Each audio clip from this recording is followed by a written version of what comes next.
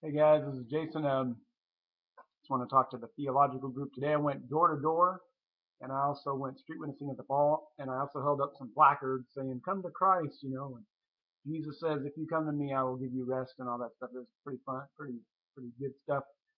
But at the mall, as I was street witnessing and passing out tracts, I ran into some Jehovah Witnesses. I'd like to talk about them for a second. I actually brought this book with me because when I go door to door, or I go door to door or street witnessing, I run into Jehovah's Witnesses often. And when I first was a Christian, I remember some Jehovah's Witnesses coming to my door, and I didn't know what they believed or anything. I knew they didn't believe that Jesus was God. That's about all that I understood about the Jehovah's Witnesses. But then I began to study them and realized how off they were in certain things, and I got into dialogues and debates with some of them and this one lady. They were pretty nice people. But I'd like to show you, this is a book that I got from the Watchtower in 1992. The copyright on this is, I believe, 1980 is when they made this. Yeah, 1982 is the first edition and 1989 is the second. So I got this in 1992, and I want you to look here, see if you can see it. Armageddon. Some of the generation living in 1914 will see the end of the system of things and survive it. You see that? Armageddon. Some of the generation living in 1914 will see the end of the system of things and survive it. Okay, so I actually brought that today, street witnessing, or I saw them and I went to my car real quick and I got that book because I meet them a lot. And I showed them that and I read that to them and I said, I got that in 1992 and it's now 2015. The people, if they were born in 1914, would be 101 years old. The vast majority of that generation's dead, and they skirted around it saying, well, there's still a few alive, but the vast majority are dead. That's pretty much a false prophecy. And I shared how the Jehovah's Witnesses have done this before, or the Watchtower organization has done this before. They predicted the end of the world in 1914, 1915, 1918, 1925. Sometime in the 1930s, they predicted another one. And a big one that a lot of people remember is 1975. They predicted the end of the world there, and it didn't happen.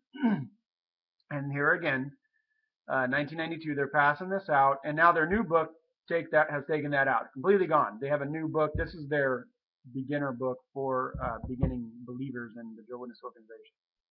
So I showed that to them, and I said, this is false, obviously. And then I said, I would recommend you come to my church. I go to Liberty Church right down by Walmart, and I hope you come there on Sunday. And they're like, oh, no, we don't go to other churches. But I still invited them. I tried to share the gospel with them and go and bring them to Christ. And here's another thing, too. The Greek New Testament,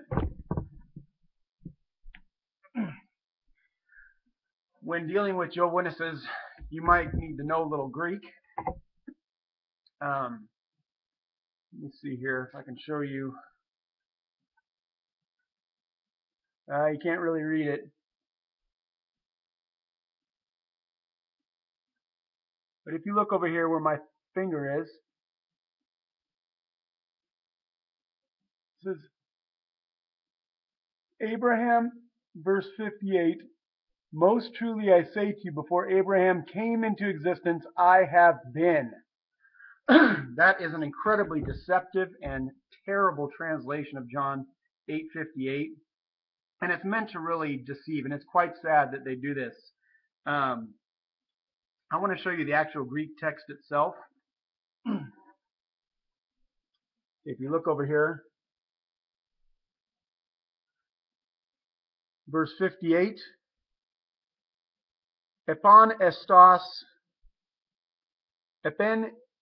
autos Jesus, you can't see it, it's hard to see.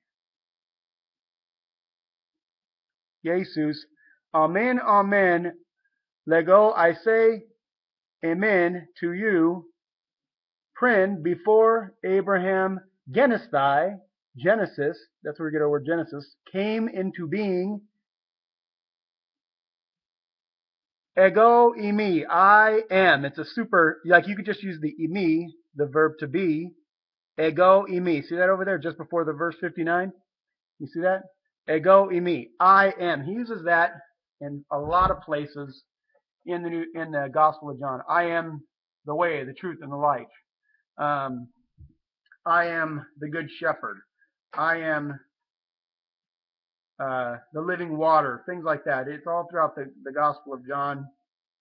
And the Watchtower organization who made the translation there, the New World Translation, changed that and purposely to deceive and lead their people astray, which kind of makes me upset here that they did that on purpose. It's so obvious that it's purposeful. Okay. John 14:6, and the New World Translation translates it correct here because it doesn't mess with their doctrines. You know the famous verse, I am the way, the truth, and the life. If you look there, verse 6, that's John 14:6. You see it?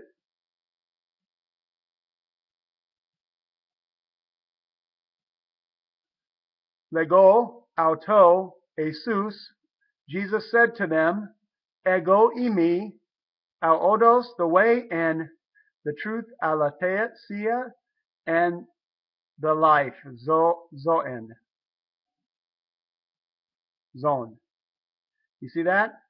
I am, Jesus said to them, verse 6, I am the way, the truth, right there, ego eimi, I am the way and the truth and the life.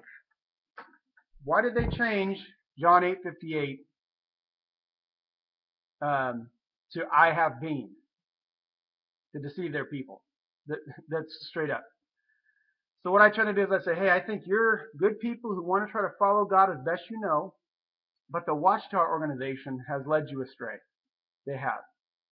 So I invite you to my church. Come on out, and usually they won't do that, but just try to plant a seed, and that's the best you can do. All right, guys, God bless. Dealing with Jehovah's Witnesses and loving them to Christ.